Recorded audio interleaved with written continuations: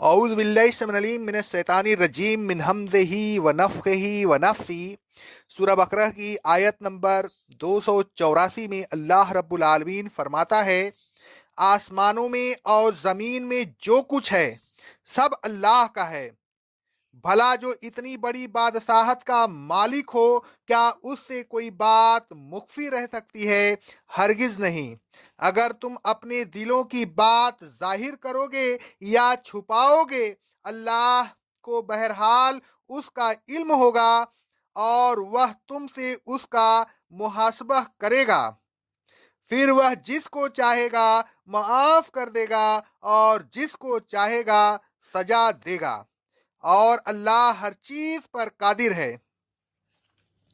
اللہ تبارک و تعالیٰ فرماتا ہے کہ آسمانوں اور زمین کی تمام چیزوں کا مالک صرف اللہ تبارک و تعالیٰ ہے۔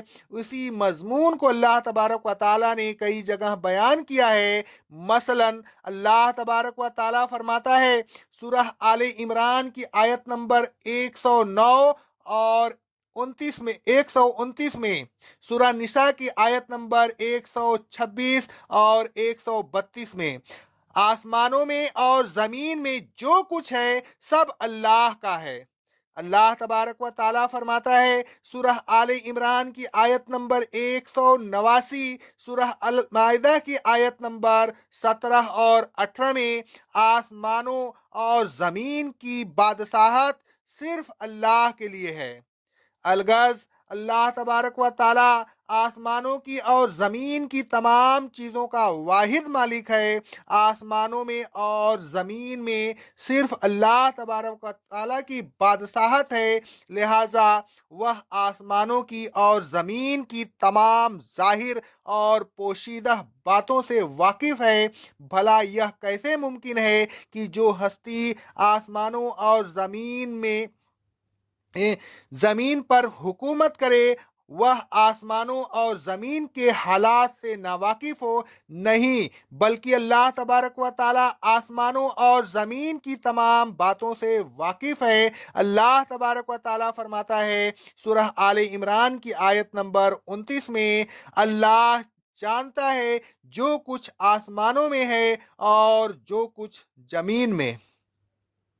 اللہ تبارک و تعالیٰ فرماتا ہے سورہ الحجرات کی آیت نمبر 18 میں، بے شک اللہ آسمانوں کی اور زمین کی تمام پوشیدہ باتوں سے واقف ہے۔ الغرض اللہ تبارک و تعالیٰ آسمانوں کا اور زمین کا بادشاہ ہے۔ آسمانوں میں اور زمین میں جو کچھ ہے وہ ان سب کا مالک و مختار ہے۔ وہ آسمانوں اور زمین کی تمام پوشیدہ باتوں سے واقف ہے، تو پھر کیسے ممکن ہے کہ وہ انسانوں کے قلوب کی باتوں سے ناواقف ہو؟ وہ ضرور واقف ہے۔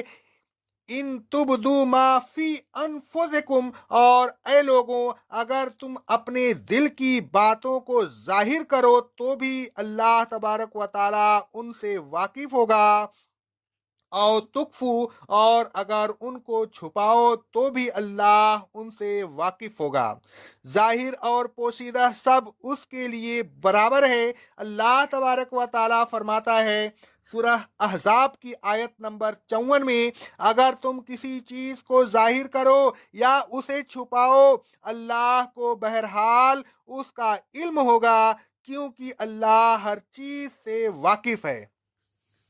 اللہ تبارک و تعالیٰ فرماتا ہے سورہ المائدہ کی آیت نمبر 99 میں، سورہ النور کی آیت نمبر 29 میں، اللہ جانتا ہے جو کچھ تم ظاہر کرتے ہو اور جو کچھ تم چھپاتے ہو۔ اللہ تبارک و تعالیٰ فرماتا ہے سورہ آل عمران کی آیت نمبر 29 میں، اے رسول صلی اللہ علیہ وسلم کہہ دیجئے کہ اگر تم اپنے سینوں میں کسی چیز کو چھپاؤ یا اسے ظاہر کرو، اللہ اسے ہر حال میں جانتا ہے۔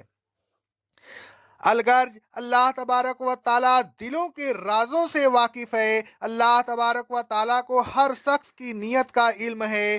انسان کے دل میں جو خیالات اور وسوسے آتے ہیں، اللہ تبارک و تعالیٰ انہیں بخوبی جانتا ہے۔ یحاسبکم بہ اللہ، لہذا اللہ تبارک و تعالیٰ دل کے تمام خیالات اور وسوسوں کا حساب لے گا۔ اگر خیالات اور ارادے اچھے ہوں گے تو اللہ تبارک و تعالیٰ ان پر ثواب عطا فرمائے گا، اور اگر خیالات اور ارادے برے ہوں گے تو پھر اللہ تبارک و تعالیٰ جس شخص کے لیے چاہے گا ان خیالات اور ارادوں کو معاف کر دے گا، اور جس شخص کے لیے چاہے گا ان خیالات اور ارادوں کو معاف نہیں کرے گا، بلکہ ان کی بنا پر اس شخص کو سزا دے گا۔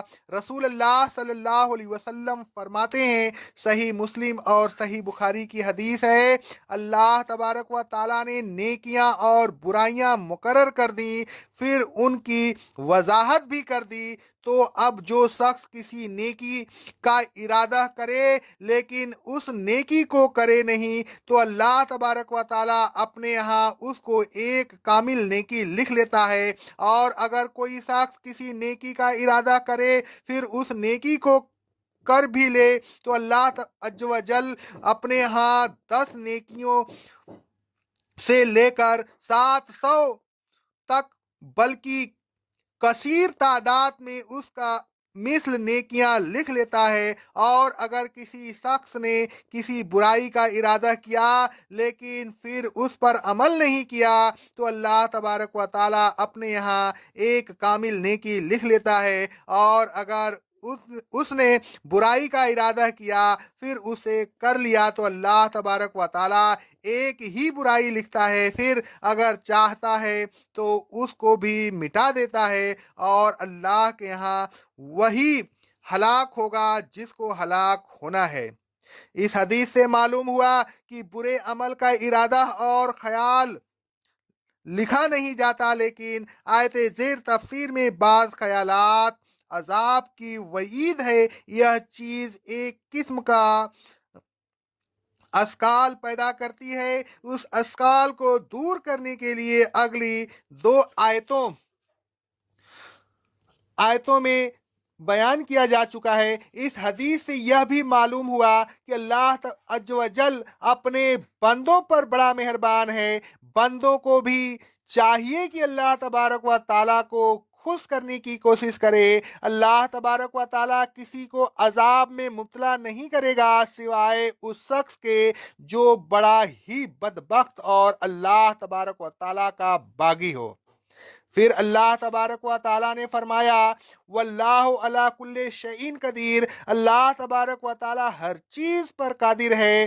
وہ جو چاہے کر سکتا ہے، وہ جس کو چاہے معاف کر سکتا ہے، اور جس کو چاہے عذاب میں مبتلا کر سکتا ہے، کوئی اسے روکنے والا نہیں۔ اللہ تبارک و تعالیٰ فرماتا ہے سورہ المومنون کی آیت نمبر 88 اور 89 میں، اے رسول صلی اللہ علیہ وسلم ان سے پوچھئے، بتاؤ وہ کون ہے جس کے یہاں میں ہر چیز کی بادشاہت ہے، وہ پناہ دے سکتا ہے اور اس کے مقابلہ میں کوئی کسی کو پناہ نہیں دے سکتا؟